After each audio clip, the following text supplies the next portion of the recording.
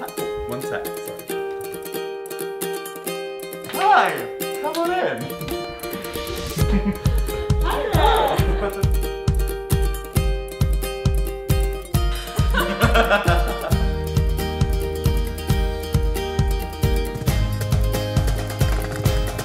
Hi, I'm Toby Marlow. And I'm Lucy Moss. And we are the creators of Six, the musical.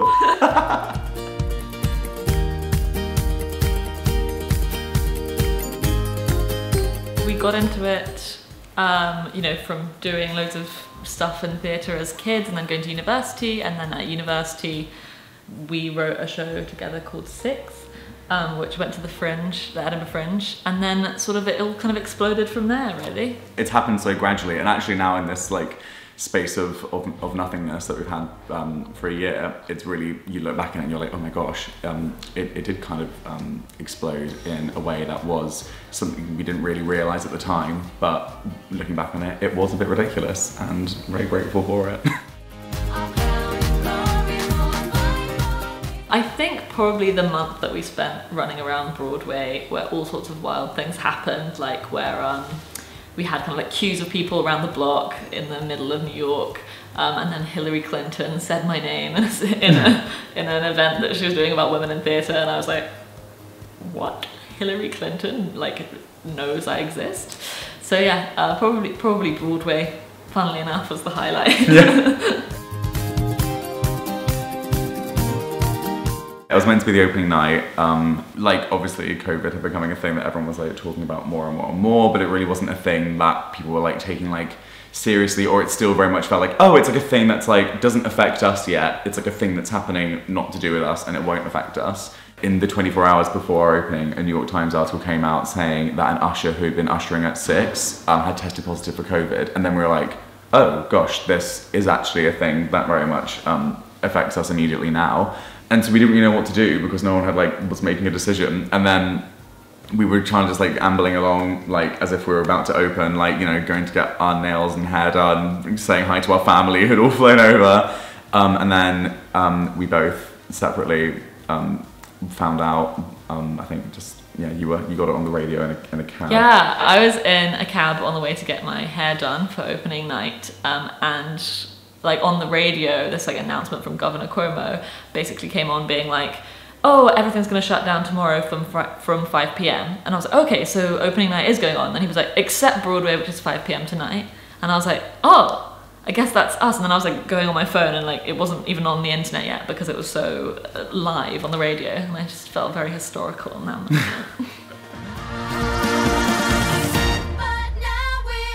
I mean, it's so boring, but I really miss going to the theatre. I mean, it's the most obvious thing in the world, but like, I really miss that thing of when you're like rushing around, you're planning your hectic day, you're like, oh, I'm going to the theatre and then I'm gonna go for drinks after, I'm gonna do this thing, and then you sit down in the theatre and you expect that you're just gonna like watch this thing and then carry on with your life, and then you have no idea what's gonna happen in the next hour and how it's gonna affect you and like change, you know, veer you off on a different course. I just miss like sitting down in a theatre and being like, I don't know what's gonna happen for the next hour and a half.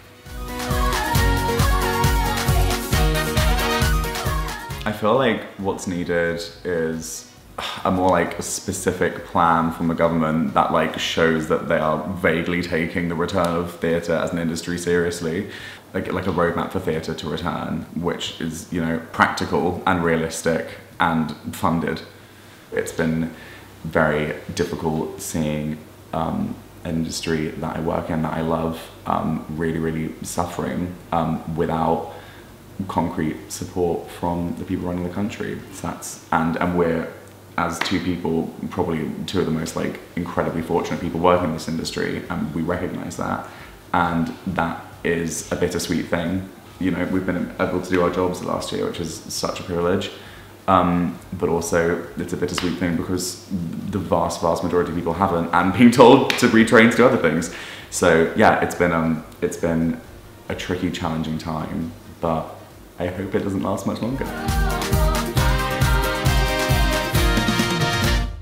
Before the pandemic, we were potentially in a situation where theatre was starting to matter less because of its inaccessibility and its like elitism. And I think that theatre matters because experiencing something with another group of people in a room is like this like I think it's sort of like right of everybody to kind of like enjoy that and get that experience. And it's so important for sharing stories and sharing culture and all this kind of stuff. So I think that like theatre matters for that shared experience, but we're in a really interesting position right now where we're kind of at a crossroads where we can either commit to making it matter actually, or leaving it as a kind of like elite thing that like posh people with loads of money can do.